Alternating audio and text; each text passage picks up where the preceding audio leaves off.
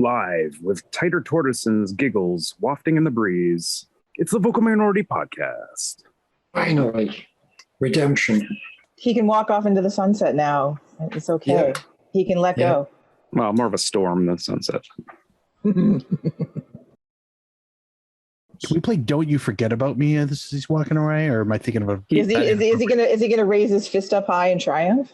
He is from the land of fire and ice. Who's giving him the diamond earring though? Like that's the question. Hello and welcome to this week's episode of the Vocal Minority Podcast. The podcast isn't saying that the Whitecaps made a deal with the devil, but on this week's show, we look at an exciting night at BMO, a boring CCL match. Oh my God. Talk about some pricey kits, Canada Soccer's failings again, look ahead to some upcoming matches and more. And now to this week's panel. More? Yes, I said more. Kind of annoyed at Vancouver for messing things up. Duncan Fletcher. Yeah. It's not so much about TFC losing, what have you, but Vancouver shouldn't be winning. That's just not right. I know. Frickin' Osorio. Honestly. Oh God, and then when you say, I know, we'll talk about it after. Trying to decide which kit to put Woobin's name on. Welcome to Mark Kinkley. I mean, the orange one really, really looks great with the gray letters, but the away one is kind of nice with the orange letters. Or you could just wait and to find out what random Belgian team he lands with. I mean, it's only a matter. Well, that's true. That might be the better way to go, actually. Only a matter of time. Our man on the street keeping an eye out for future signings. Have you run into anyone lately? Say hello to Tony Walsh. Wasn't I man on the street last week? Jesus. Yeah. I get the same intro? Yeah. Those two didn't. No. Thanks a lot. Mailing it in. Think of it more as being green, like saving the environment, recycling. It's good to have a brand, Tony. It's good to have a consistent brand. There's new rumored Italians. They always end up in your neighborhood. I'm just trying to keep find out, keep you in the loop. I don't need a brand. I already have Zip Zap. It's true. It's all right. Next week, I promise, brand new intro. Oh, thanks. Promise. Zip Zap. It's Tony Walsh. Shh, don't give it away. That shit works though. That bangs. Yeah. As for me, I'm very excited about a recent Toronto FC signing. I am your host, Kristin, and now to our show. All right, well, first up, what's been happening? Lots has been happening, and we are going to dive right into the aforementioned signing, and I am very excited about this. It is one of those signings that just makes me so happy because I've been wanting it for ages, ever since he returned to MLS. Doniel Henry is back, baby! Yay! I think you'll find that's Danilo Enrique. Oh yeah, sorry. Thank you for the proper Italian pronunciation, since the club is being relocated to Woodbridge any second now. I know that not everyone is as excited about this as I am. I'm a huge fan. We all know this. I've been a huge fan of Doniel for a very long time. And I was delighted when he got, back into the fold for the national squad. And this makes me very happy. He's, and he seems very happy to be returning. Of course, he's just happy to be playing, I'm sure, after leaving Zombie Chivas. But this is where he started, right? He was an academy kid. Put out there, much like Ashton Morgan, probably far too young to be doing what they were being asked to do. But I think he is a solid defender. What were they being asked to do? Things before they'd had much experience whatsoever. Oh, gosh. I know. This sounds awful.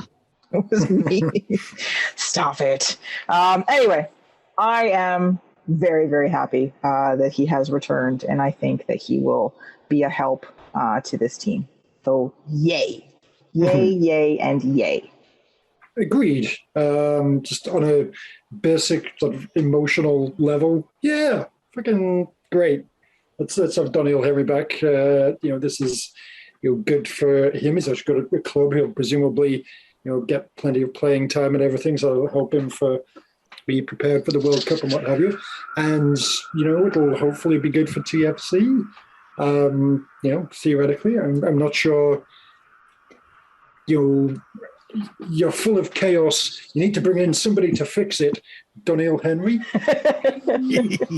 I'm not convinced of that, but I'm happy to have him around if it's going to be so chaotic and what have you. I'm happy to have it be Doniel being chaotic rather than what's his name, the Mexican Doniel Henry that just went back.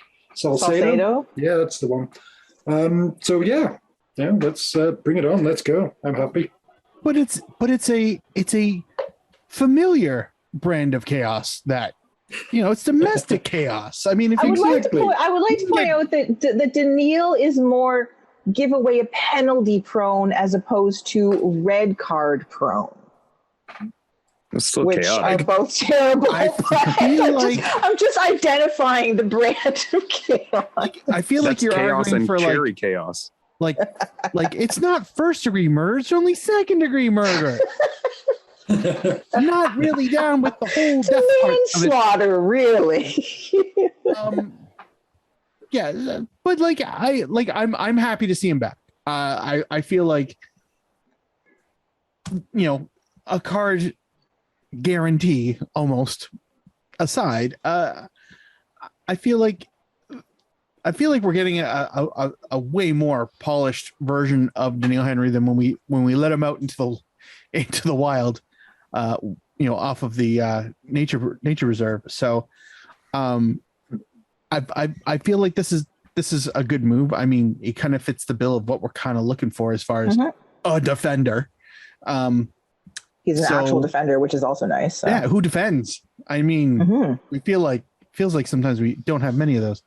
So, also too, it is I'm also pro chaos. I do like that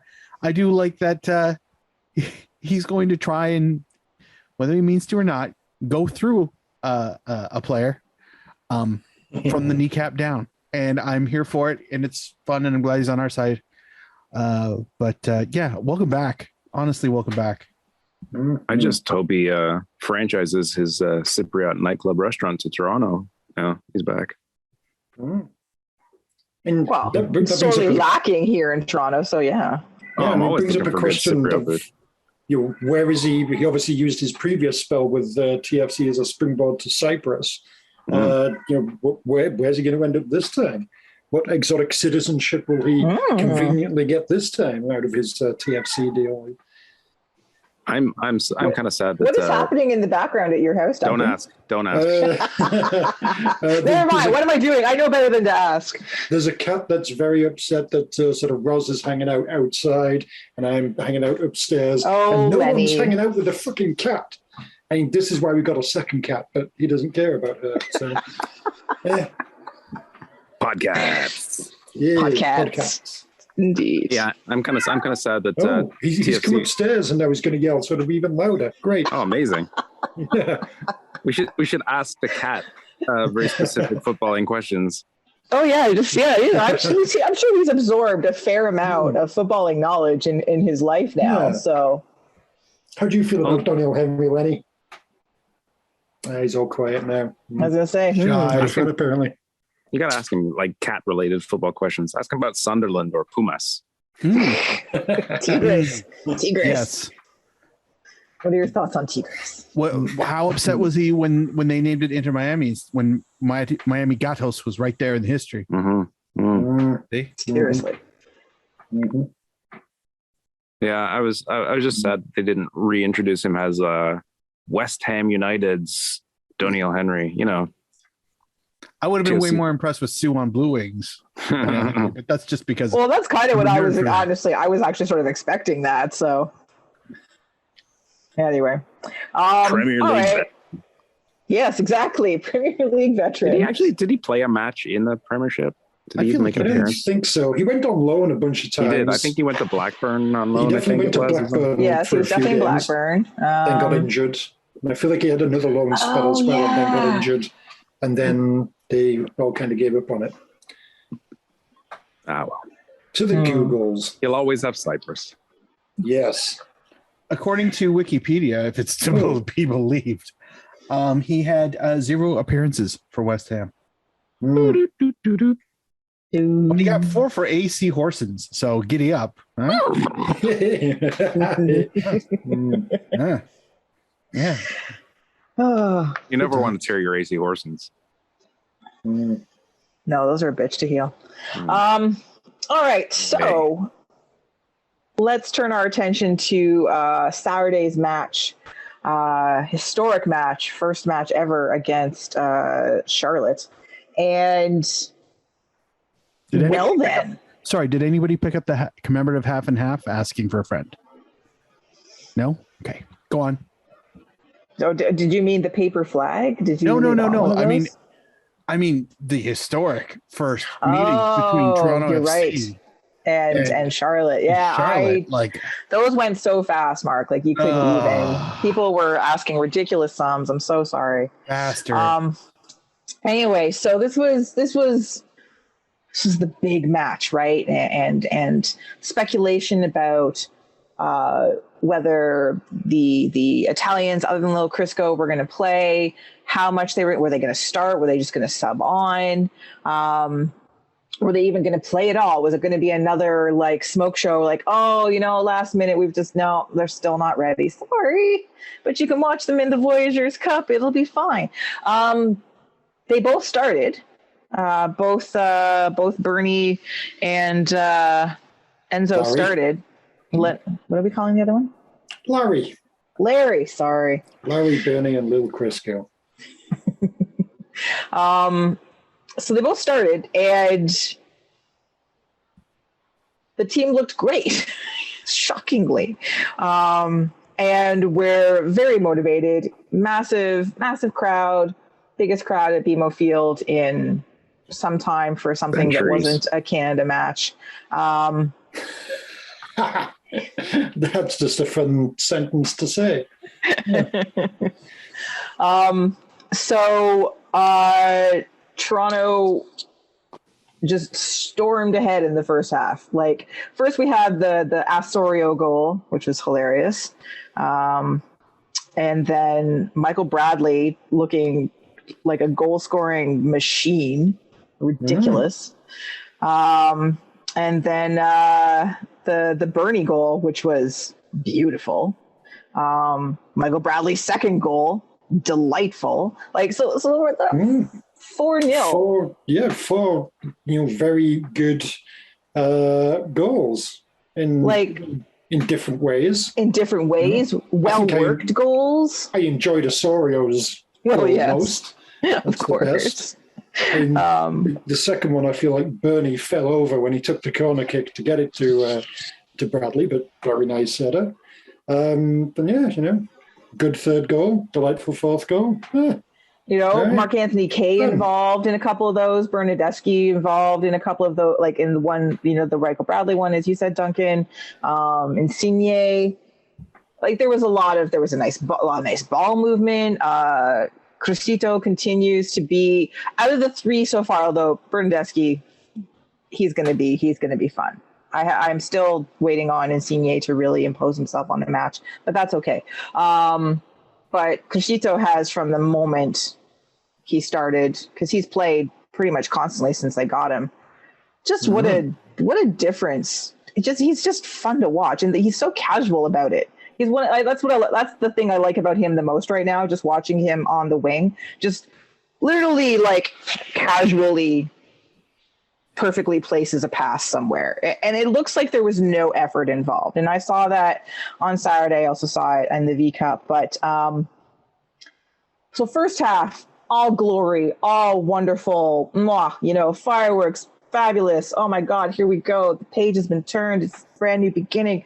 This is what we've waited for. Oh, it's going to be amazing. And then the second half happened. And back to reality. Holy crap. Like, you sit those guys down and, this is interesting. If that whole second half wasn't followed up with a press release basically threatening the fans, see if you don't behave, this is what it can be. That's all it takes. Because it would have been so apropos. It was literally watching two different teams play. It's like, God, this team can win the entire fucking league too. God, this team could barely play. It was amazing. If you don't give us your money, we're going to turn this franchise around. Fucking pedestrian. They went from being absolutely pedestrian to being like, oh, they're going to score 5, aren't they? It was the weirdest thing. It was like the biggest switch got flipped. Mark MVK got injured, but the worst part about that was the fact that they were up a man, and they still looked like they could not figure anything out. It was kind of terrifying. Well, I mean, it was a bit of that and a bit of the come down when you're up 4-0. Oh, sure. They didn't have to do as much. That's obvious. Yes. They kept a clean sheet. The sheets are clean. Yes. Oh, that's true. Good point, Duncan. Way to bring the sunshine, Duncan. They solidly, nailed down that 4-0 lead and saw it home without problems and got a clean sheet. Daniel Henry, the whole second half, let me just say, subbing on for Shane O'Neill, and somehow didn't get carded for that tackle. They made Fucks lose his shit. That was great. He had 0 fucks to give because he got carded off. Somebody I am waiting. right off, huh? I am waiting for it's Thursday, day of recording. I know the disco sometimes comes out with their pronouncements late, but is it usually any later than Thursday? Yeah, I'm just wondering. I've been waiting for the retroactive card on Doniel for the one tackle midway through the second half, but I see you've chosen optimism. First degree murder or second degree murder. She has chosen poorly.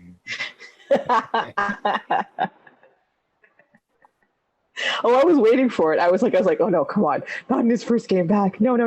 Don't prove everyone right. Don't stop it. Please let it be okay. So I've just been waiting and waiting. So we'll see. Anyway, clean sheet. Duncan brings an excellent point, considering how desperate they've been to get one of those in MLS for 17 matches, 19 matches, a lot of matches. It's been a while. But more than that, I mean, that's going even back into last season. I feel like they're talking it was September. So oh God, yeah.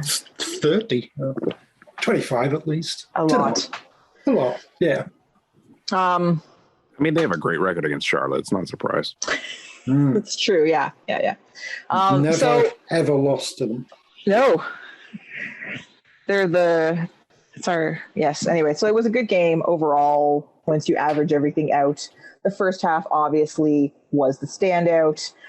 It was good to see that the new touted, talented players are quality. There is quality there.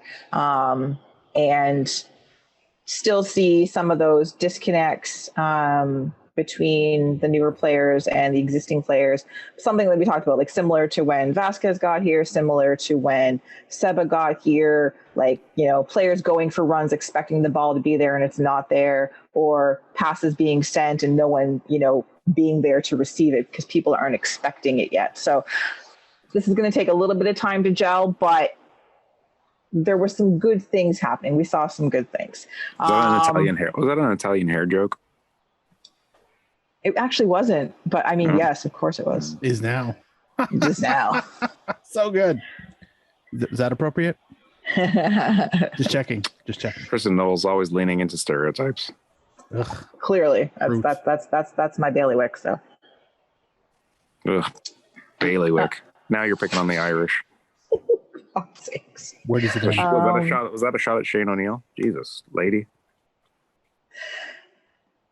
So with this match, you also saw Alex Bono start, obviously get the clean sheet. He had a pretty good game the match before, and this one, Quentin Westberg has a fractured rib, so yet another switching of keepers due to injury. It's hard to be a goalkeeper with a fractured rib, so looks like Bono's position for now. Although I don't know if anyone saw someone talking about something to do with DC United looking for a new keeper. Okay, Mark. Okay, good. You saw it. I was like, I'd like to send this to Mark. I don't know what to do. I saw the speculation from. I wanted to call Mike and be like, from dear friend of the show, Mike Newell. Mike Newell, absolute fucking legend. Yes. And that was literally the first that, like, I woke up at about 7:30, not bragging, and at about 7:33, I saw that tweet, and I was like, no, this can't be real. Am I still dreaming? And I said, don't play with my emotions this early. Bill Hamid to Toronto. Now, this is it's probably speculation, conjecture at best. I would lose my shit. But I mean, you've had him long enough, DC. It's time to share. Okay? Think of all the players that everybody who played on every other team in the league except us. We deserve somebody good that's only played for one other team, and that would be DC, and they would come here, and that would be Bill fucking Hamid. I don't know if I can open my arms wide enough to welcome him. It's impossible. That's how good he is. Come on, we gave him a D-row. Arms wide. Yeah, they owe us. Actually, now that you mention it, Tony. It's true. I'm Luis Silva. Exactly. Yeah. We have shared a lot with them over the years. And That other guy, who was that defender? Trinidadian. We've mentioned him before. Ah, crap. We drafted him. I can't remember his name now. Julius James. There you go. I was going to say, is it Julius James? Okay, I thought he went No, to... you weren't. Duncan said it. Didn't he go to Columbus? Yeah, he was in DC as well at some point. Was he? I think, Okay, wasn't he? all right. I feel like that's Anyway. wasn't it? It was DC he was with when they scored the goal that got like Preki and Mo killed. I think so. Oh. September 11th. Hashtag never forget. That's true.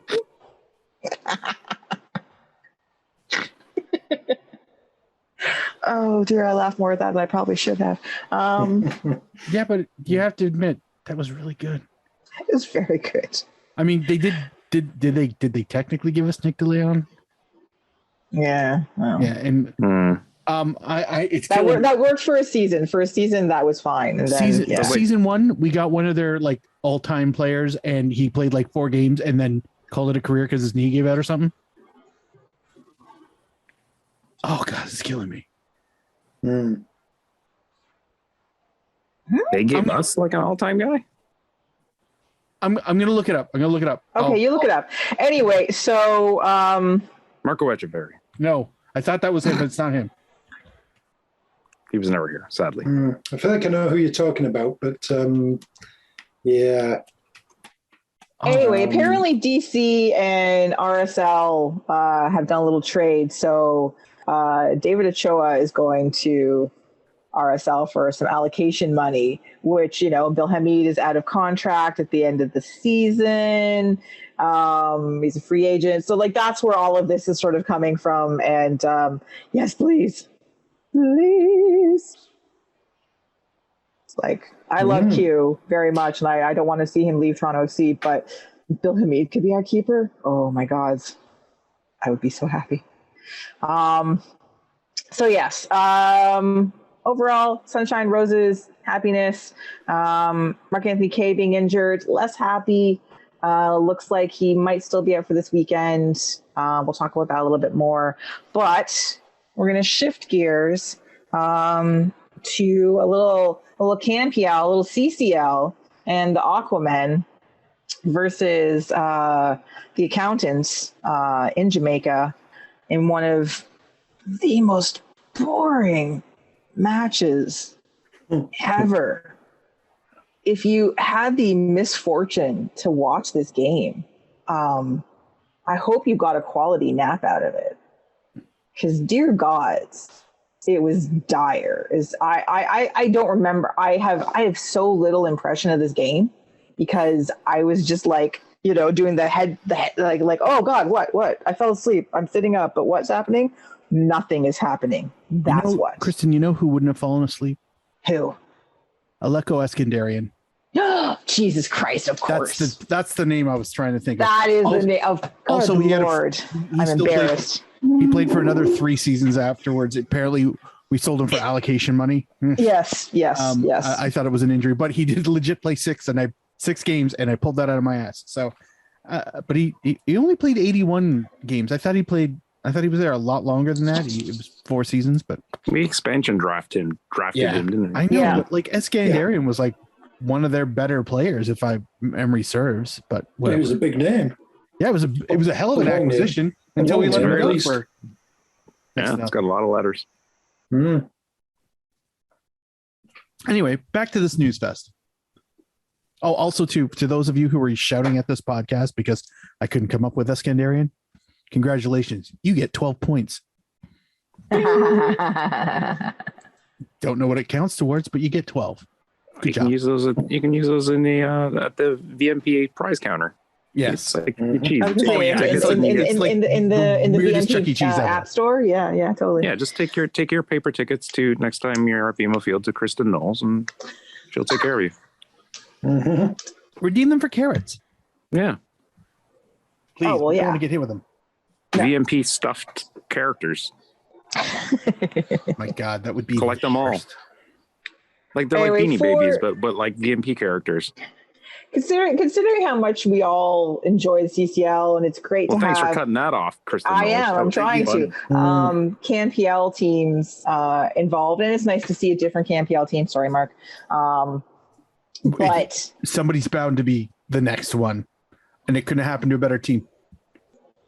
Back to you, Kristin. How gracious. Even there was some good play, the keepers were involved, things were happening, but they were just seemed to be happening in the most boring way. I don't know. I have, again, like I said, I have almost no memory of this match, and I watched pretty much all of it, or I think I was awake for most of it. I don't know.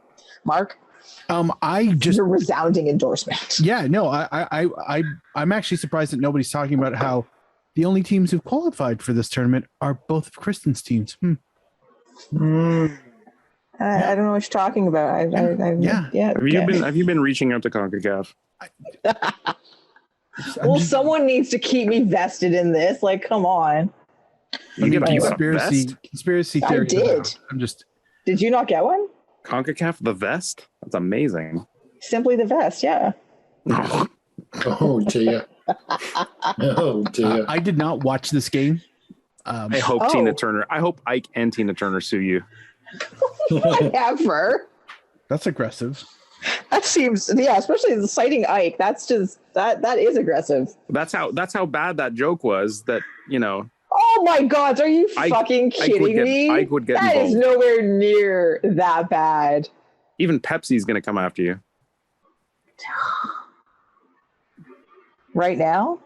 It's Creek people as well. That song was kind of theirs. So yeah, expect a whole bunch of levies on your doorstep anytime now. And if the levies show up on my doorstep, I will be delighted. Are they going to bring Catherine O'Hara too? Like I'm all for it. Anyway, Mark, you didn't watch. You wouldn't say that when they start beating the shit out of you. Yeah. Eugene Levy's what they do. Animal.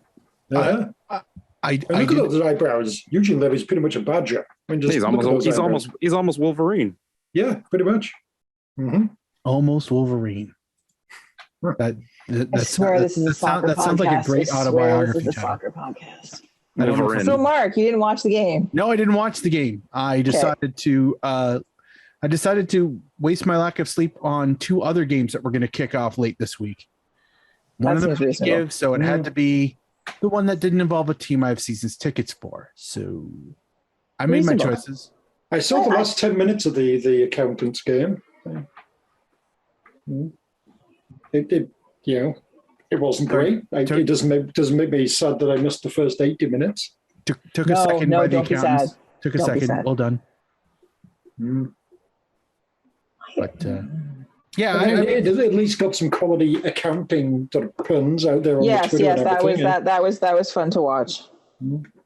I could have done without the outing of that. I work real close to them, but whatever, we get what's happened enough times on the podcast. But it's like, do we have to bring that up? Do we? You're an accountant, Mark. Don't hide it. No, because I'd have letters at the end of my name, and it would probably say Kittner Mark CPA at the end of it, but it doesn't. Then explain all those beans in your pocket. You win this round, Walsh. You'll be hearing from my auditors. Oh God, not the auditors. Come on, Ledger Mobile. Did you bring the abacus? No, not the abacus. Ledger. All right. Anyway, so the return leg is this coming week. We'll talk about that in a little bit. Speaking of Campiel, and since yesterday when we were supposed to record, we're trying to. The leaderboard at the top of the Campiel standings has changed. Yesterday afternoon, yesterday morning, the YU guys had taken the lead. They'd moved into first place it was Otletty.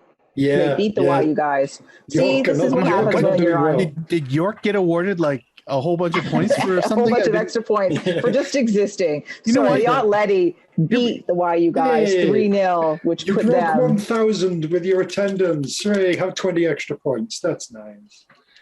Yay. They don't do it Blue often. Tabla, Brian Wright, Ollie Bassett. Oh, Ollie Bassett. Anyway, Ottawa's been on a bit of a run lately. They've been playing some good football, and they had a very good match, which put them briefly into the lead until Hamilton went to Calgary and beat up on the Pony Boys. I know. So this show is just Kristin talking about her teams. I mean, I know. It goes Hamilton. from Have you heard Pacific, about Hamilton? PFC to Forge. I mean, it's just really. Anyway, there are 3 teams in the Campiel right now that have 29 points, and then 28 is team 4. So we have the top 4, which is Hamilton, Ottawa, Pacific, and Calgary. But based on, of course, why do you hate Winnipeg, Kristin Knowles?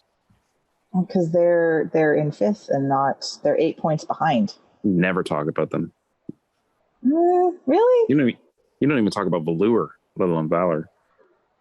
No one should talk about Velour. I was a child of the 70s. The Grey Mice. No one should talk about Velour. We've given them a nickname. We've given them multiple nicknames. Yes. Oh no, we talk about them, but Kristin Knowles avoids them. Anyway, but because Hamilton continues to score lots of goals, they have sole possession of first in the standings at the moment based on goal differential. But yes, it's very interesting to see how close it is with the top 4, and then Winnipeg could still make a move. They've got a couple games in hand on 3 and 4. The Eddies still languishing in the basement and likely to stay there for the rest of the season. Season? That's optimistic. They're going to make it through the whole season, Tony. No, I just meant that they wouldn't be languishing the bottom next season. Oh, well, I'm just trying to get them through this decade, season. Kristin. Languishing the bottom for the next decade. So yes. I guess until expansion, maybe. Even then. Yeah. Yeah, I mean, you just want to call them 8th place Eddies. It's got a nice ring to it. Expansion comes in, 9th place Eddies, and not so much. 10th place Eddies, no. 8th place Eddies, there we go.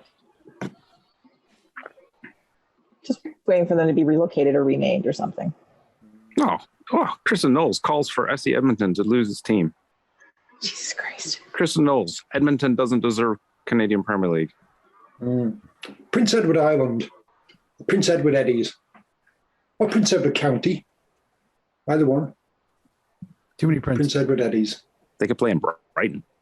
Yes.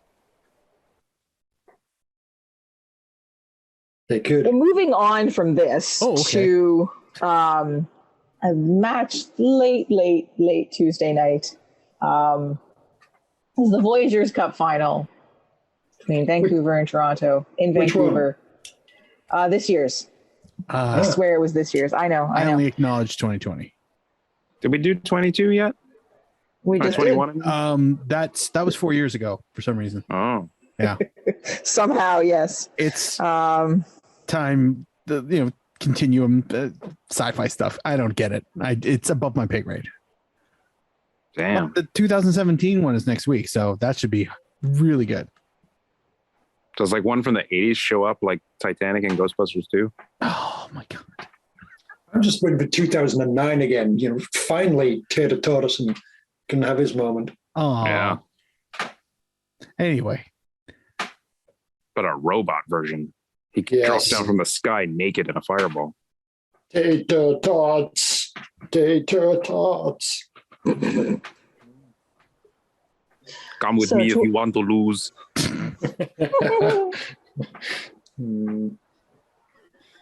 So the 2022 final was played Tuesday night, late Tuesday night, in Vancouver at BC Place. What a final! Oh, that didn't go the way it was expected. Cup finals are rare. These just like Champions League. Cup, they're always a letdown. Am I right? Puncher's chance. Yeah, I'm shrugging, but I got to see the first half when it was happening, and I didn't really notice much of Toronto looking like they were really getting into it. I thought it could have been 3-0 for Vancouver at the end of the half, but I did manage to catch chunks of the second half. Surprisingly, the next day, just happened to be on a certain streaming service that has a number in it. Okay, the second half was much better, but then the penalties. I think TFC had roof anxiety. Is this what shelter feels like? What do we do? Yeah, I can feel it. Well, that was like sort of the interesting thing. Like and playing at BC Place is always kind of weird, right? Because of the surface they play on, and it looked especially unpleasant on Tuesday. Like watching the ball bounce. I was like, what is happening?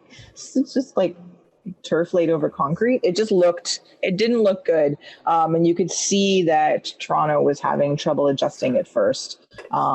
Especially some of the newer players as well, who definitely not used to that. Welcome to North America. Yeah, Bernadeschi was kind of like, what the fuck is happening? Like that was kind of the amusing thing for the first half, really, was just to watch him and his like reactions to the turf, but also to the play, to the ref, like just the whole thing. It was sort of fascinating. It was very different from Saturday. But yeah, the first half definitely was not a shining light for Toronto. And it was interesting. I put in the show notes, because I didn't have Mark Anthony Kaye because of the injury from Saturday. And you could see the difference already in the midfield. So while he hasn't looked a massive standout since he started, you really sort of noticed his absence. And I thought that was really interesting in terms of how this team is going to, how the side is going to evolve through the rest of the season. I don't know if anybody else sort of like, that was an impression they got. Well, yeah, I mean, they certainly weren't as good looking as they were in the first half against Charlotte. They had plenty of possession, but Whitecaps were kind of killing them on the counter attack. The midfield didn't look great. Presumably, that's partly down to him being missing. And then the second half, a little more lively. Obviously, that goal by McNaughton off of the ball from Brandeschi, which was delightful. And congratulations to the supermodel for his goal. And again, Bono had a decent match, but then it went to penalties. Oh, and I hate that it went directly to penalties. So annoying. As much as, because I hate penalties, but it's such a weird new thing. You were just complaining about how late the game was. It was very late. I know. I didn't even see it happen live. I went to bed. I was exhausted. But the thing with the penalties. Yes, that's exactly. Thank you for finally recognizing that. I just followed by your and Tony's great example. So. Kristen Knowles, Pacific time zone sucks. I watched the whole game live. How about you, Tony? Yeah. Lie. You did not. I was alive. You did not watch the game. You didn't even watch the game? No. Not a chance. There's no way. Not a chance. Was it on 2 Soccer? Might have been. Anyway, it's when we're talking about Osorio, because Osorio is the one that missed his penalty. Sit down, Martin. Martin Bailey, friend of the show, stats man, amazing, posted something rather illuminating about the statistics of both goalkeepers for Toronto FC in terms of their ability to stop penalties. Bono, not the best. This is where you wanted Quentin Westberg to be healthy because he's one of the better ones. But also in terms of quality in taking penalties. And while we love Jonathan Osorio, many fine qualities, many fine qualities. So many. This is not one of them. He is very bad at this. And I think there was some valid questions in terms of Bob's selection for Daddy. I'm not. Daddy's choice is what it's called. Calling it that. The new fragrance from Bob Bradley. Ew. Daddy's choice. Oh, stop. I pick you. Daddy's choice. That's gross. Please stop. I beg of you. Well, it's a perfume. It's an eau de cologne. Eau de toilette. Oh, the toilet. No fucking kidding. Daddy's choice. Stop it. Anyway, there were some odd choices. And again, just based on his history, Jonathan Osorio was definitely one of them. It was like, why? And why? But so Vancouver won. Daddy believed in him. But I mean, why? You know, this is like 5 minutes away from going to penalties. 10 minutes with injury time, maybe. Hey, yeah, let's take off Insigne. Right? Yeah, you might have been helpful. Yeah, that one.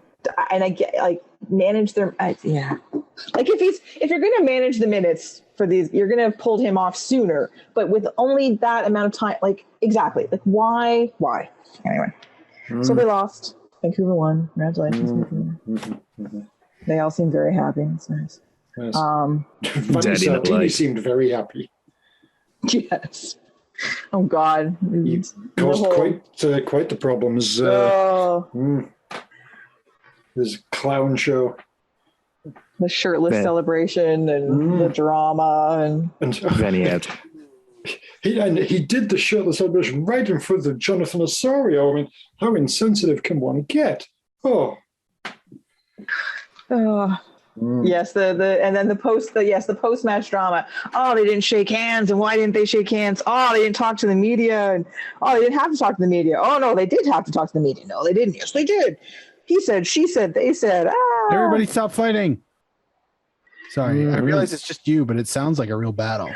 Well, I got that from like 3 tweets today, so I was like, what the hell is going on? Everyone is just like up in arms over this stuff. There's so much additional drama.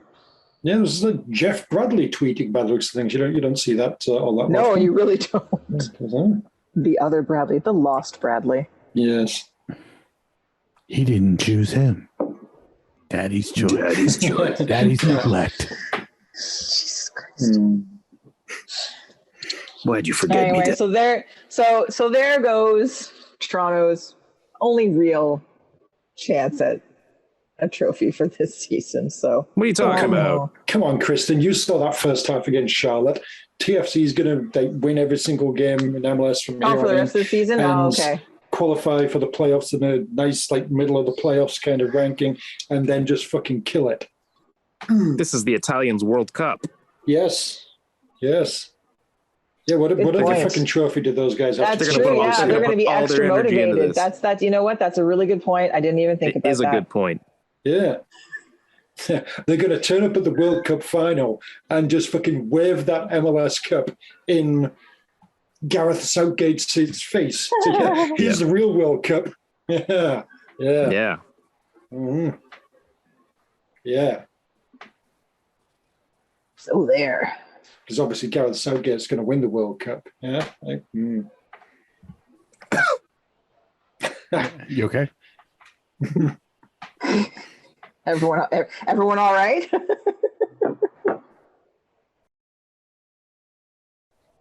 All right. Well, let's move on to some stuff we're talking about, and the first, Toronto FC have a history of perhaps overvaluing some of their things: season seat holder tickets, concessions, merchandise, and and perhaps some people might even say that sometimes they overvalue their players. But people get very excited, and like some people are really excited about some of the new signings, and not just Drake with his the stupid collab with the incredibly overpriced sweatshirts. I'm not even talking about that. No, if you're a season seat holder with Toronto, and maybe even if you just get regular emails from Toronto FC, I don't know. You got an email about an exciting opportunity to get a signed kit. Wow. By they're giving away signed kits to like random TFC. No, not giving away. No. Okay. But giving an opportunity to purchase. They're doing kit. some kind of lottery, like people can buy tickets for it's like $5 or $10 or something. Thousands of people do it when it goes to charity. Somebody wins something like that. No, not so much. No, not quite. Okay. But like for fans of Lorenzo Insigne, there is this wonderful opportunity to get a signed kit by him. Hold up, Kristin. That's nice. So people they're just going to buy regular kits and he's going to sign them. Hold up. Delightful. Hold up. Yes, Marcus. Yes. Tony, Yes. you ready to introduce this? Sure. Now,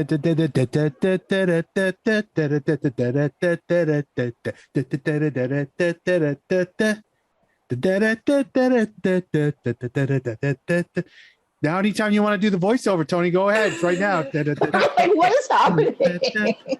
I don't even know what it's supposed to say, Mark. Shit cost. Is that it's supposed to do. And you're fired. Oh my God, that's so and now, with how much does this shit cost? Here's your host, Kristin Knowles. Just start again. No. Thank you guys, Smiley. I appreciate that introduction. On this week's episode of How Much Does This Shit Cost, we have before us this beautiful autograph Lorenzo Insigne Toronto FC kit. Now, you might ask yourselves, how much does this shit cost? How much does this shit cost? How much does a regular Toronto FC kit cost? Like what? $150, $160, Mark? Is that what they're going for this year? I say regular yes. kits, something the like unsigned ones, something like that. So with a name and a number. Right. What about the camo one? Oh, with the name and the number. We're gonna add more to it. Probably 180. So like 200. We'll say 200. Sure. You know what? We'll bump it up to 200. That's fucking crazy. That's fucking crazy. Of course, it's fucking crazy. It's MLS. But now you're going to add a signature. You're going to add signature of a player that's been in Toronto for, a month, not even. And you're going to say to yourself, well, obviously this should cost a little bit of extra money because it's going to be one of our best players and it's the highest paid player in MLS history and all of those good and exciting things. So what do you think? Like, what would you add? What is your value add for this signature, gentlemen? $19.99. Ooh. Is this shirt game worn, or it's just a regular kit they've pulled out of the club shop? It's a regular kit they have just pulled out and said, "Hey, here's a kit." Duncan, he signed it. Duncan, yes, go on, Mac. Be the first to get your hands on a Lorenzo Insigne kit. Select quantities are available in sizes medium, large, and extra large. Ooh. For members to purchase for a limited time. Oh God, I forgot about the sizing thing. Fucking game. It is not game worn. I forgot about the sizing thing. Thank you. He's played 2 games now, and I'm sure the extra large one fit him really well. But it's the away kit that it looks like they're trying to sell, and he only wore that once. Okay, he wears it like a Dickensian nightgown. Anyway, how much does this shit cost? $500. Close, Duncan. You know what? I'll give it to him because it says with taxes. With tax. With tax. I agree. Well done. Hooray! What's the actual answer here? It says listed on order yours now for $450 plus tax. Plus tax. That's worth every penny. $450 fucking dollars. But if it was $200, what would you? Okay, just say it's $200. What would you reasonably say would add? If you would add the price to that for a signature, what would you say? Like for real, not that price. What would you think is actually fair? I don't know, because I have difficulty with this whole Yeah, all right. Just what the value just for reasonable if you were selling $50. Okay. Yeah. Mark? Maybe 50. I mean, I'm more along the lines of either I don't mean give me the win the shirt for free, autograph, that's something you treasure. Or I go and chase down the guy and beg him to sign it, which he does, and then I treasure it again. Doesn't that mean more anyway? It's just weird getting a signed thing. This brings up the question: if they've created these exclusive things, hey, you pay this much money for a signed jersey, presumably he's not going to be wandering out coming out of the stadium at the end of the game and just kind of wandering along and signing random shirts anymore. Yeah, because that would completely destroy the exclusivity of this. The marketing department comes and whaps pens out of his hand. Yes, they just chopped off his fingers after he's signed this. They chop off his signing fingers. My personal favorite thing about this is the fact that you can get this in different sizes. So again, hypothetically speaking, I'll put this to the 3 of you. Each of you have got $500+ to spend on an autographed jersey. Yes. The question I have is for you. Just on one? The question I have is, how often do you actually wear this? Never a clock. Thank you. Yeah. Who gives a shit what size it comes in? It could come in fucking infant medium. I don't know. I paid $500 for an autograph in any number. How dare you? Infant medium, which is a great TV show. Infant Medium would be an amazing TV show about a toddler who talks to the dead.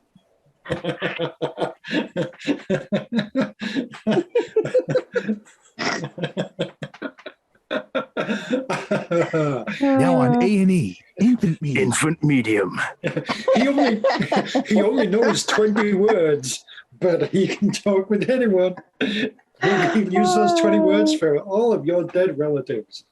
Brought to you by Daddy's Choice. But yeah, so I obviously there's gonna be people who are gonna jump on this, but I was just so taken aback by Yeah, please, as if DJ Fuzzboy hasn't already filled things out and they've sent the money to them already.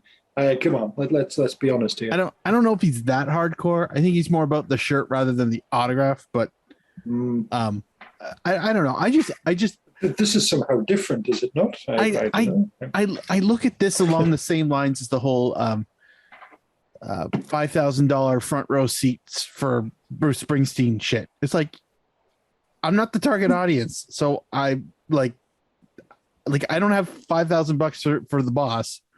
I ain't got $500 for Larry. Like I don't like it's this. Okay, I know they send it to everybody, but they could have just maybe, I don't know, maybe there's a lot of people in the South End who've got so much disposable income that they can just go. What if I could get you a classic Marseille jersey signed by Bruce Springsteen and the E Street Band?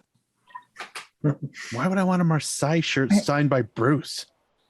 I don't know. Just give me a Marseille shirt signed by Benoit Cheroux and 311, and now there you go. Mark is like just throwing money at whoever that is. He doesn't even care. What if, rather than like this TFC kit, it's signed by Lorenzo Insigne, he's quick up with his whatever signature, he just writes Larry on it. If I get to see him sign it as Larry, then okay, it actually might be worth $500 in comedy. It might actually be worth it. It's definitely worth $200 in comedy. Because then I also get a certificate of authenticity, thing that he actually signed it as Larry. And that would be worth that might actually be worth it. It's like, yeah. You can get anything signed by Lorenzo Insigne, but did he sign it Larry? Yeah, I want a TFC kit signed Larry, Bernie, and Lil Crisco. TFC, I'll pay $300 for that. This is almost better than that time we did a sketch about Jack Mack and Ernie. This is like right up those there. Puppets. That was a good. This is the new though. puppet show. Yeah, that might have been like one of the only sketches we've ever done. And that's a children's classic. I still have all those. That was on one DVD. of the greatest things I've ever done on this show, and I've done some good stuff. So, anyway, yeah, I would mind you. A shirt signed by Larry, Bernie, Lil come on, that would be amazing. Written like that. What about a Stoke City jersey signed by Stone Temple Pilots, and then they put Stoke Temple Pilots at the bottom? Oh, that's going to be really, really, really difficult for obvious reasons, but I like where you're going. No, it's retroactive. It's from the past. Unless he was reached by infant medium. I put my finger to my temple and made that noise as if you could see. I want you to know how much I was committed. But no, we could sense the authenticity. No. It made all the difference. The necessity for me to commit to such an absurd bit. That's what I bring, guys. It made all the difference. Thank you. I try. All right, we have to move on from this. Mark, do the song again. We'll close out properly. No, God. Just a quick one. There's no time. Because I feel bad. No. All right. So, Euro. Euro buzzkill.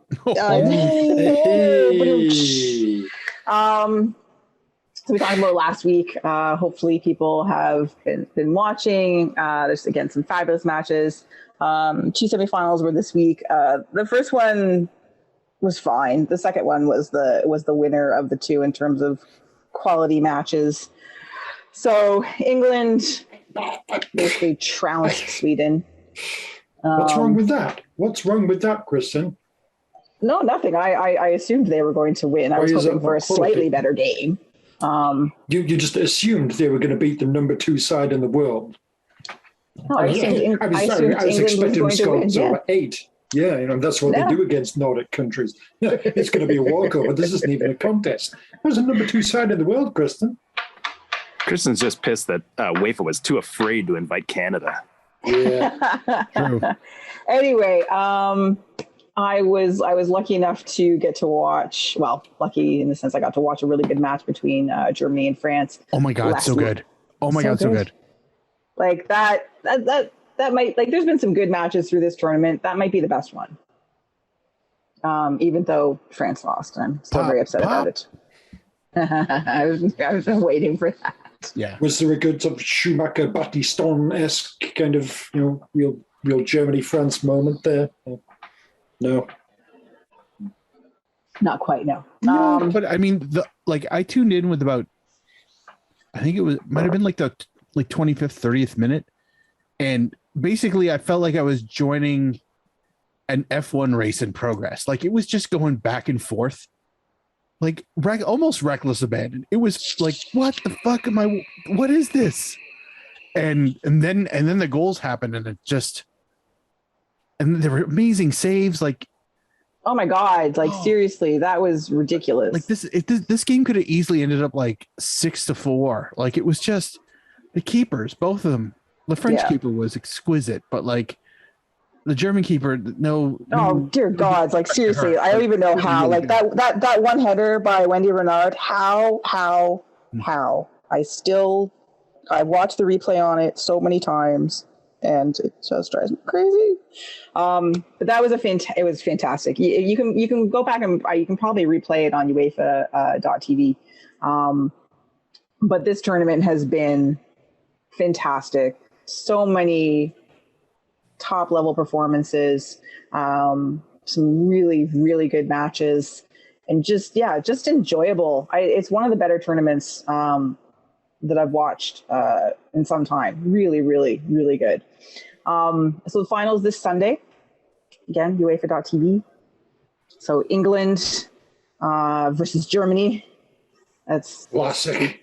Exactly. I was laughing. In my head, I was just like, of course it is. Because why would it be anybody else? I mean, as soon as England beat Sweden, like half of England was licking their lips. Oh, for sure. Because they knew, regardless of who showed up, the opposition was going to be like, yes. And it's just, you can feel that. As soon as I saw that they were in the final, I was like, oh, yep, yeah.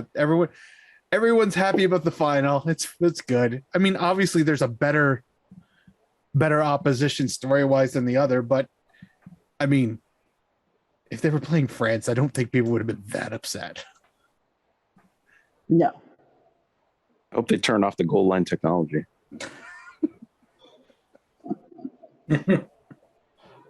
Oh dear. Is the linesman Russian? Lineswoman Russian? I don't think they've announced that yet, but I'm not going to go look because I don't want to spoil it. But yeah, I mean, my biggest regret as far as this tournament goes is that I didn't watch as much as I could have.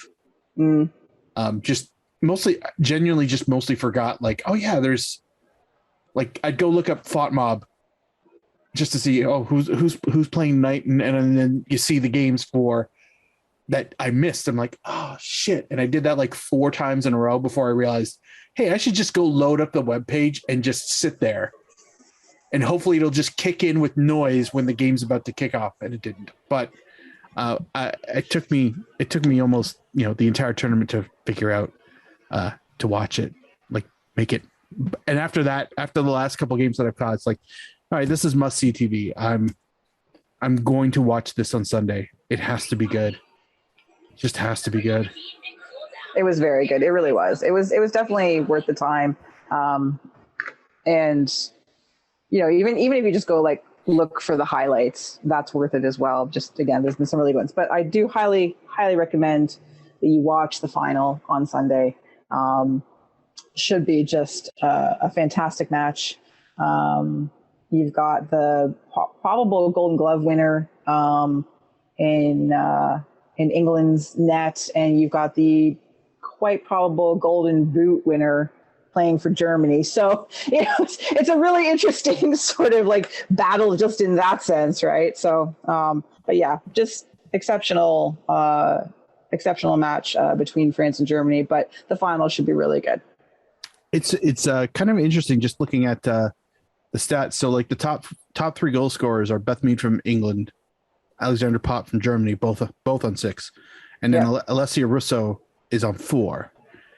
But then I was looking up Germany, and they have like 1 person on 2 and 5 people on 1, and it's like if you're just looking at pure goal power, like I don't know how easy one draw was over the other, like England versus Germany, but like England's got way more goal scorers, like way more goal scorers than Germany does, and I just think that's kind of a funny little side note. Just to not if you're looking to just casually figure out who might have an advantage, you would think that England is a goal machine and Germany's just, puttering along, efficient as always, somehow getting to the final. So there's it's going to be, it is certainly is a difference of style for sure. But that game against France, that was really good. That was a fantastic match. The final will be great, and then it'll go to penalties. And England will lose. I don't think they will, and it's going to be fun just for all of the super sort of patriotic 2 World Wars and 1 World Cup, like England obnoxious people are going to have to wrap their heads around the fact that, it's the women's team that won it. Women's football. There's going to be a lot of cognitive dissonance. There you go. Good point, Duncan. Amongst the English crowd, if the English women's team win, which I would enjoy. Yeah, I hope, in the spirit of equal rights, there's a lot of women with big belly tattoos. Took a second. You're so weird. What? Belly tattoos are a thing in football in England. You know that. Yes, I do. But it's been dominated by men. It's about time it changes. I'm not gonna lie. I would like to hear one story of some women drunken yobs just sticking flares up the ass. Yeah, and, just like whatever. Just like vomiting in a fountain. Just it's time for the hula gals to show up. Oh yeah, get like throwing plastic chairs down a side street. Like it's just, it doesn't even. I don't want it to be like huge. It's just like let there be 3. It's like, oh, England's tradition. No, but that would be. But the belly tattoo thing is really, the imagery is amazing. All right, well, moving on from that. You can't move on from belly tattoos. Well, I have to try. There's other things still on this show to talk about it. So we mentioned in the intro that Canada soccer failings, and there's many. The CSA has legion of problematic organizational, procedural. Just their existence, like there's just so much, and we've talked about a lot of different things over the years, and something we've talked about a lot over the last few years is Canada Soccer's handling of sexual assault, grooming, all sorts of things by one of the women's coaches from the late 2000s, Bob Berarda, and how Canada Soccer handled that, which was, as we all know, badly or not at all. And so this has been something that hasn't been going away. He's finally being charged and going to court. He's going to go to jail. And things keep coming around. And as other things have been investigated, both in Canada Soccer, but also in Canada Hockey, more and more spotlight gets turned on national sport organizations in their handling of these things. And the McLaren report, which sounds like a Sunday morning debate show on PBS. I thought it was something to do with F1. Yeah, and that as well. Or stock tips. Yes, I did too. I was very confused. So this is by McLaren Global Sport Solution, commissioned by Canada Soccer, but I guess an independent review, and has concluded that Canada Soccer, quote unquote, mishandled sexual harassment allegations in 2008 against then under 20 women's coach Barb Berarda, who is currently awaiting sentencing on sexual assault charges. 125-page report It's available online. I think we have the link somewhere. We can put it in our show notes if you want to read it. But talks about how not only was CSA dysfunctional, but obviously like inefficient is like one of the nicest ways of putting it. And even though they had turnover, in leadership at that point in time, they allowed all of this stuff to fall through the cracks and to be, just to be far too casual about it. It wasn't a priority. They just didn't care, and that's been made very clear by the players that have come forward and the backpedaling and attempts to explain away situations by Canada Soccer, and they also they didn't even follow their own harassment. Anyways, we could go through it all, but it's good to see like official sort of damnation come to light. If it's good to see is maybe the wrong way to put it, but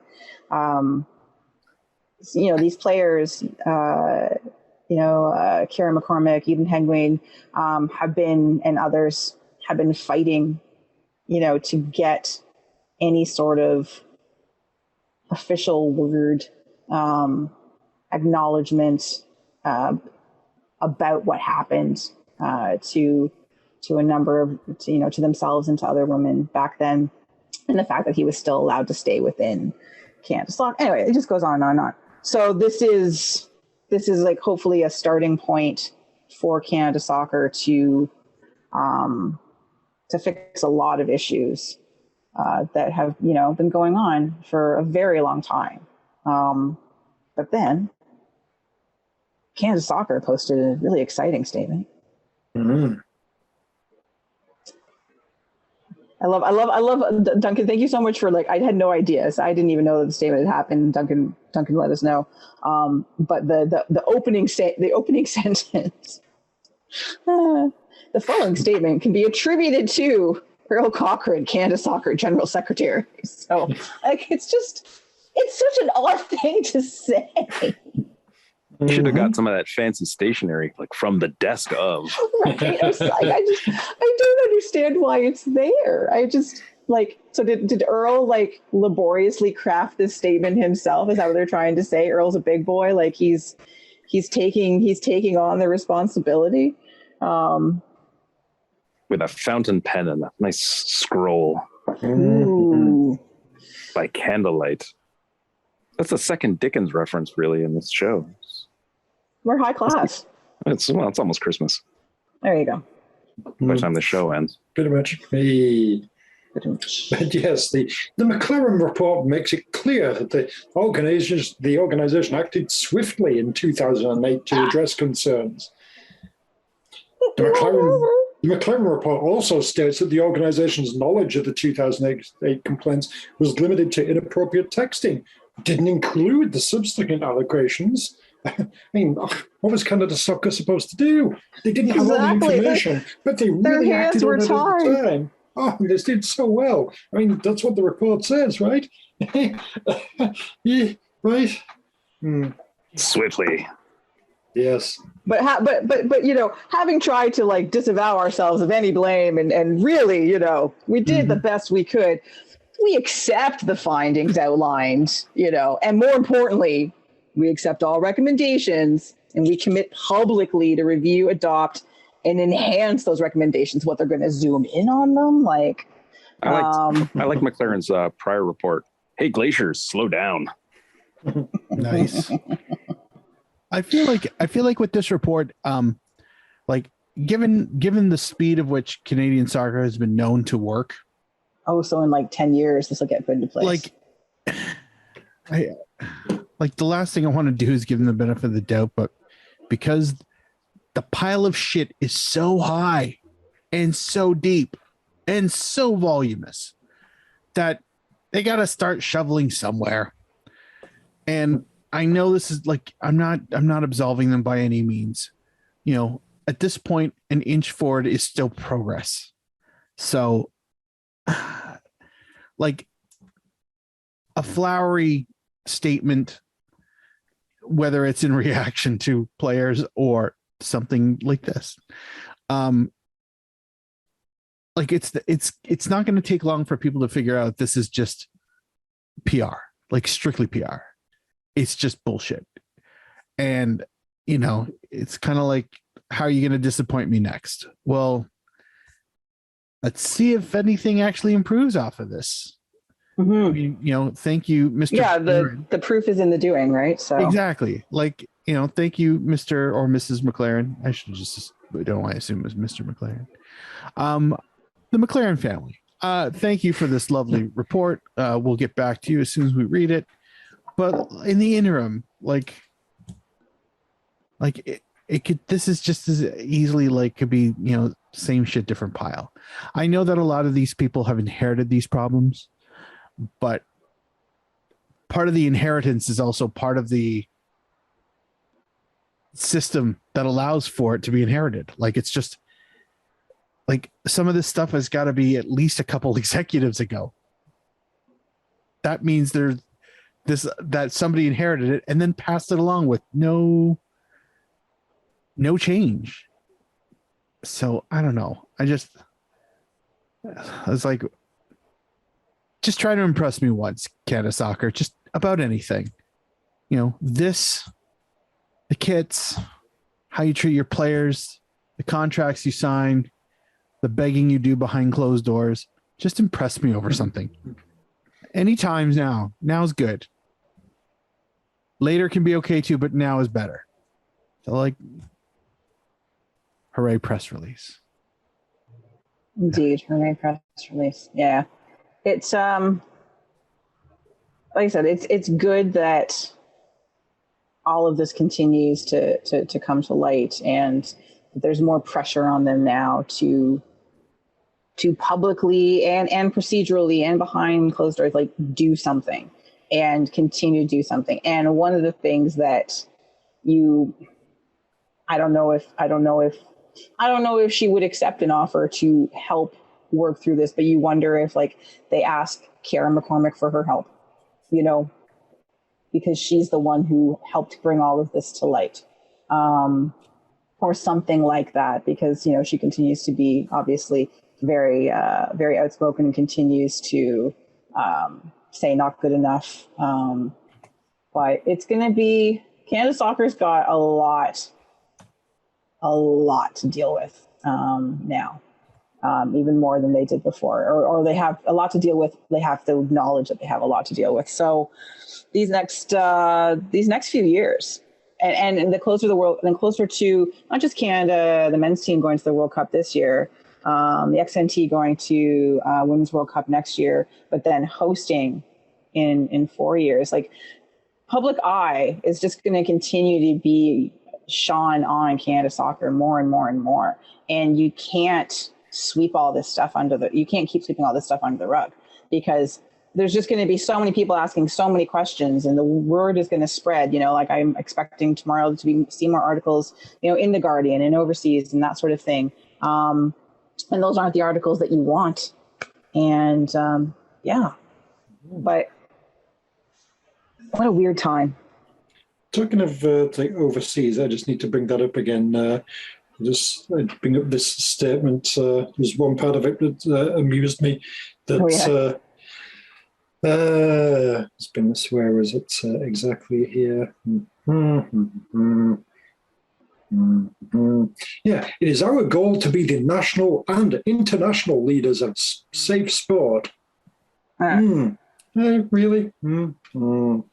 I'd like them just to be the provincial leader of safe sport. We don't have to lead. Yeah. Let's get to one rung before we start looking at the top of the ladder. Okay, guys? Just and I feel like some people pointed out on Twitter, does any of this ever work its way up towards up to the top of Mount Vic? There, he was, exactly. Being around when all this was going on and everything. Does he get any kind of responsibility? Does any of the shit? Peter Montopoli, all these guys who were bigwigs in soccer, whether it's FIFA World Cup stuff or CONCACAF, they were around. They bear a lot of this responsibility. And where's the statements from them? Where's the acknowledgement and the accountability? A lot. You have to look at Canada Soccer as a body right now, but you also have to look at those that were involved and allowed all of it to happen. They're not just because they're no longer involved doesn't mean they're shut of it, right? So. Mm-hmm. Yeah, and if when he kind of took over after Jack Warner, it was all like, oh, well, there's a lot of corruption and everything, and they say, oh, this is all very shady. So yeah, it's just this good, upright, honest Canadian, what have you, and the kind of a new dawn for CONCACAF or what have you. And all right, so we got to address any of the skeletons in his closet or his. The CSA's closet from when he was there. Seems like it would be fair. Mm-hmm. Well, stay tuned for, I'm sure, more. Because obviously this has all just come out this afternoon or today, so people are going to be reading the report and really there'll be a lot more chatter about it. So I'm sure we will talk about it again next week and so on and so forth. So it's interesting times. Yeah. All right. Well, on that cheery note, let's talk about what's coming up over the next few days, the rest of the week. There's a couple of matches we want to talk about. We've got TFC on the road against the T-Terrorists, the soon-to-be Josie-less T-Terrorists, dun dun dun, and the Aquamen hosting the Accountants on the return leg of the CCL round that they are playing in right now. So maybe it'll be an actually exciting game, but it's going to be late at night again. God damn it. So move to the West Coast, Kristin. Obviously. And then things will be at 7:00 or in the afternoon. It's true. Yeah. I just need to go. Yeah. My mom's been trying to get me to move there for years. So, keep going, go to Hawaii or go to Asia or something, and then things will be much earlier in the day. This is your problem, Kristin, not Victoria's problem. Or Vancouver's problem. I do like Victoria. It's a nice city. She's all right. But first up, so yes, TFC on the road to the T-Terrorists. Toronto have been terrible on the road. They've yet to win a match on the road this season. They are one of two teams, the other being Toronto West, Colorado. They are the other team that hasn't won on the road. But you know what? They're taking on a kind of Revolution team that have vastly underperformed this season. They've looked terrible for most of it, in fact. And as I mentioned, they are soon to be short one Josie Altidore, who is going to Mexico. Awesome. Being loaned out to Puebla for the rest of the season. Yeah, sorry. Allegedly to play. Allegedly. Man. Well, he hasn't been playing in New England, so who knows, Sorry. One goal and 4 starts and 13 sub appearances. Woohoo. He's keeping plastic didn't work out. I know, right? Who'd have think it? So apparently he initiated this loan, which is hilarious and fascinating. I don't want to be here anymore. I want to go. I want to go to Puebla. Can we sort that out, Bruce? You get on that? Yeah. All right, cool. Let me know. So funny. So yeah, it was kind of one of those sort of anticipatory things. It was like, ooh, going up against Josie, and now it's going to be like, just play in New England, who aren't really nearly as intimidating as they once were, 6 months ago. And yeah, they've had a terrible season so far. They're better than Toronto, but again, most teams are. But they're winless in their last 5, and they. This is interesting though. The Revs haven't had a longer run without a win under Bruce Arena. Last going 6 or more consecutive games without a victory in 2018. Dun, dun, dun. Sounds like tradition to me. Yep. Mm-hmm. However, Toronto has won their last two times in Foxy Foxborough. So Have we really? apparently, I know. I was shocked too, because usually it's horrible. Because before that, they could barely get points in New England. Right now, the balance is still very much in favor of New England, I believe. But without Josie, come on. But without Josie, yeah. I hope. Go just quickly. I really hope Puebla wins just for his speech at Puebla Town at Puebla City Hall. Are you loco? Are you dumb, hermano? Soy Puebla hasta morir. Hasta la muerte. Oh God, yes. So anyway, so that is Saturday night at 8:00. First MLS road match for the Italian crew. God bless all their ankles. I was just gonna say, but like if they thought the turf in Vancouver was bad, oh no, they're going to one of the worst playing surfaces in MLS. It's green concrete. Woo! Yeah, that's going to be, that actually is somewhat terrifying just to even consider. But they'll have a couple more days rest than they did on the turnaround between Saturday and Tuesday. So it'll be fine. Oh, dear gods. Yeah. Exciting times. Can TFC win 2 matches in a row? Probably not. Can they? Yes. Will they? Will they? No. All right. Player to watch from the T-Terrorists. Gustavo Bow Bow.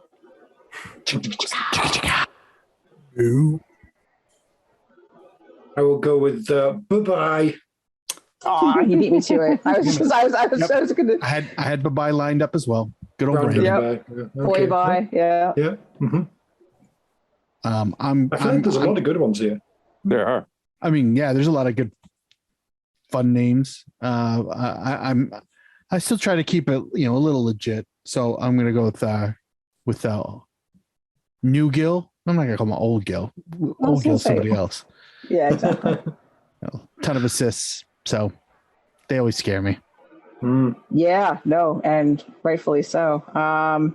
Kristin, there's an Albanian. What? Where? I'm not scrolling. Giacomo.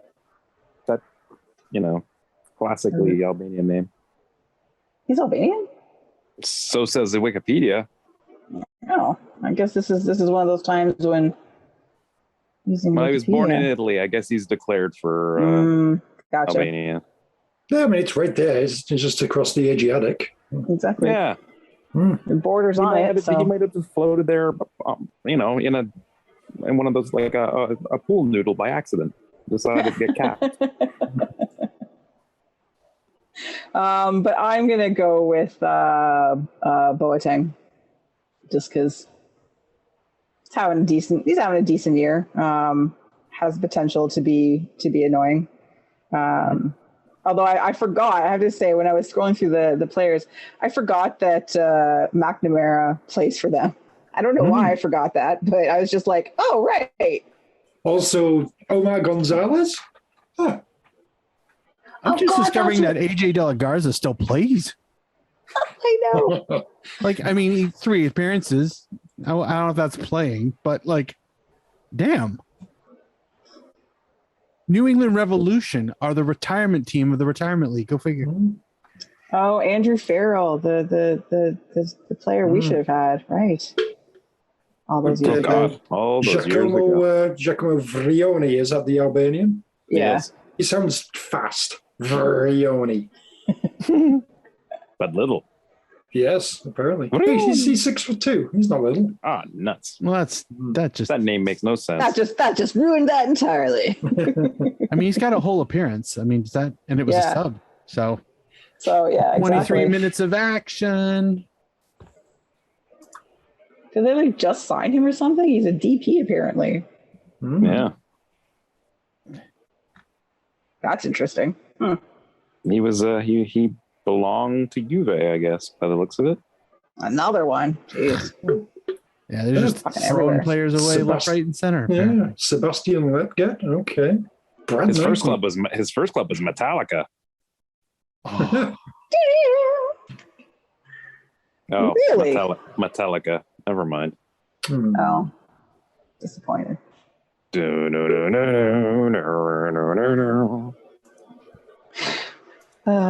Predictions.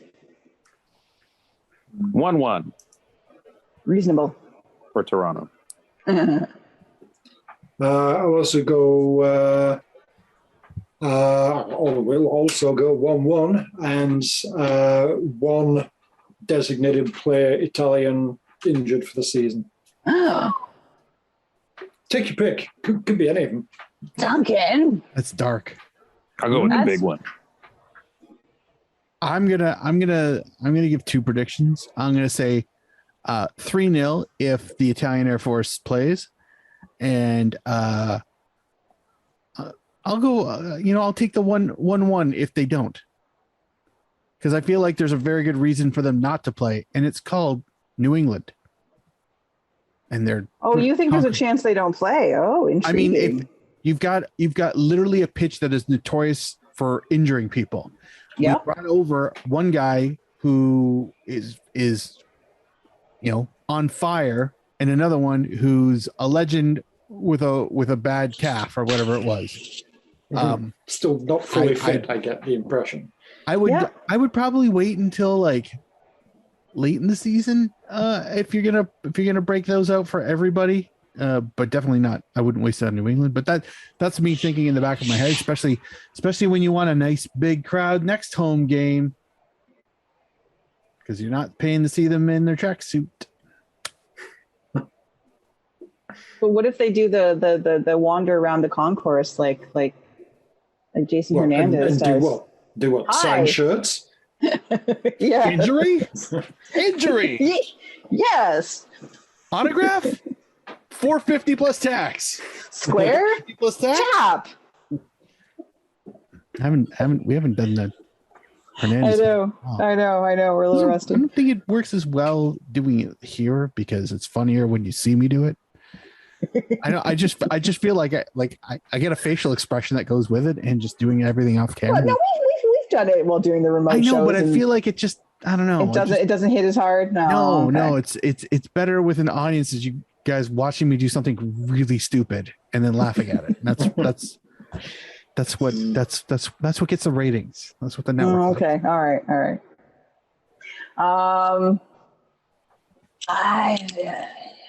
Yeah, you know what? I'm liking this. I think I'm on board with this 1-1 thing. Wow, So what a weird klaxon.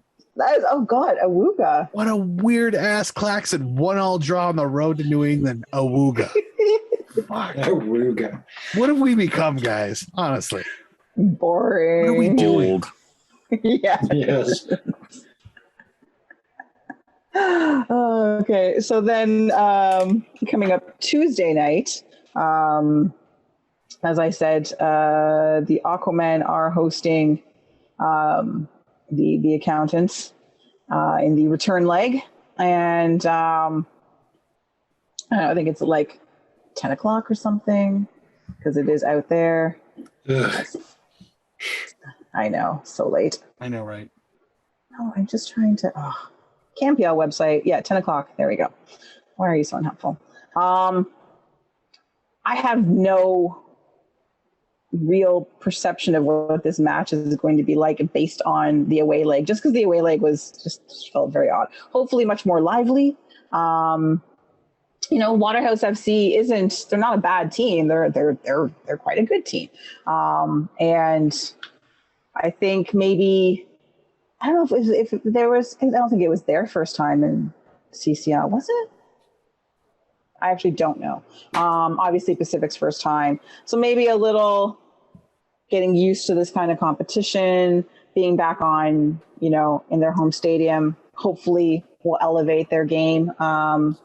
They do have a match on Saturday away to the Grey Mice. So be interesting to see how they decide to juggle squad what James Merriman does in terms of managing the minutes for his 11.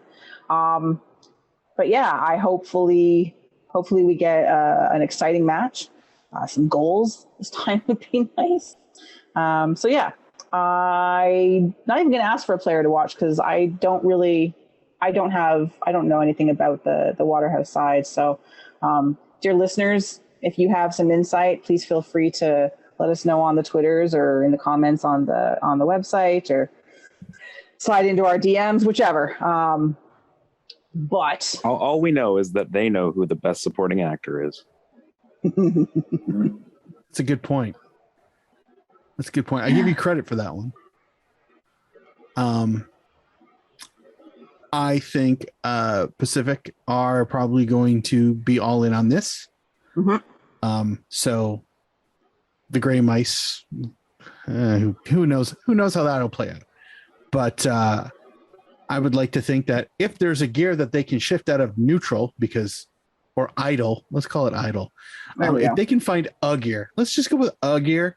I suspect they should easily run over the accountants. So I'll say 3-0. Oh, yeah. I think I think they can turn it on. I mean, they're not terrible. It's just, I don't know what happened. Yeah. Jet lag. Yeah. It was also hot, humid weather. They're not used to that. They haven't had that experience much. I would think they accounted for that, Kristin. Of course they did. I'm sorry. They've been training in saunas. I forgot. I'm gonna come up with as many puns as I can squeeze into this, and I've already done 2, and they're not that good. They're not. It's not a very punny profession, as I understand. Still, until I get into tax law. Ugh. So other predictions. Victoria wins 2-0. Hooray! Nice. I like it. Suck it, accountants. Yeah. I mean, I say 3-0. It won't be balanced. That's terrible. I know. Don't you love it? No. I know you do. It's just weird. Anyway, I'm gonna say 3-1 for the Aquaman. Don't think they'll be able to. I think both teams will be. I'll be up for it, but home stadium advantage will see them through. Fingers crossed. Because it would be cool to see a CanPL team continue to advance. And of course, I'd be delighted to see Pacific do well. All right. Nice. Mm-hmm. Look at us. Look at us all full of positivity and for one team and apathy for another. It's delightful. It's good. It's good stuff. It's great. As it should be. Yes. All right. Well, that is our show for this week. Please join us next week when we see how both teams fared in their respective matches, see what other exciting statements Canada Soccer puts out, discuss who won the UEFA championship on Sunday, and more. I have been joined by the entire Vocal Minority Podcast panel, to be found out there on the Twitters at Duncan D. Fletcher, Mr. Duncan Fletcher. Hola. Breaking news. Ooh, go on. Yes. This came out 5 minutes ago on Twitter by Josie Altador. Josie Altador. En el pueblo siempre han habido grandes estadounidenses y me gustaría ser parte de ese legado. Les mando mi curriculum por DM. Basically, Puebla, they've always had big American players. I'd love to be part of that legacy. I sent them my resume by DM. He's just tweeted that 5 minutes ago. So wow. Yeah. Someone's in the laboratory. Yes, indeed. Yes, he is. He's cooking something up. Wow. All right. Out on the tweet machines at Malarkey FC, Mr. Tony Walsh. How much does that cost? Shit. Well done, Tony. Wow. One do it, take, Mark? Wow. one take, Tony. Professional. Yep. Yeah, Well done. that's great. Well Wow. done. Yeah. Not awkward at all. No. Out there in the Twitterverse, at Kit Nerd Mark with a K, not a Q, Mr. Mark Hinkley. Thank you to everybody who continues to support our podcast via Patreon. We absolutely appreciate it. We still got shirts. Can you believe it? You can go check out the link on our website. Zazzle. Tony does some good work. Yeah, I'm can't wait to see how next week, Kristin, you manage to get all 8 of your teams, 6 of which are your home. It's going to be a struggle, but yeah, I hear the Peterborough United version segment is going to be sizzling. it's going to be so hot. All your teams. Anyway, as for me, you can find me on the internet. Yes, the entire internet at KZ Knowles. I've been your host, Kristin Knowles, and until next week, Canada, get used to it. It's the signed Kit one. Mark knows what I'm talking about. Should we just wait and surprise you? We'll just wait and surprise you. It'll be fun. Yeah, let's play. What do you think this shit's worth? Everybody's new favorite podcast game. Hey, Duncan, what's that shit's worth? I miss having a soundboard, guys. I just want to.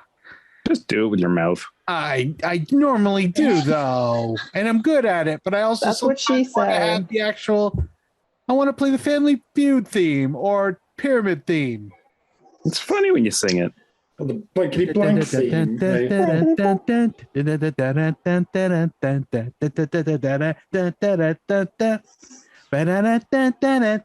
Okay. That was impressive. Yeah. Yeah. That was. Yeah. I do love me some 80s game shows. I think that I watched Press Chain Your Luck last Reaction night, is but one it of was the a rerun. greatest fucking theme Chain songs in the Reaction. history of television. That shit just fucking goes.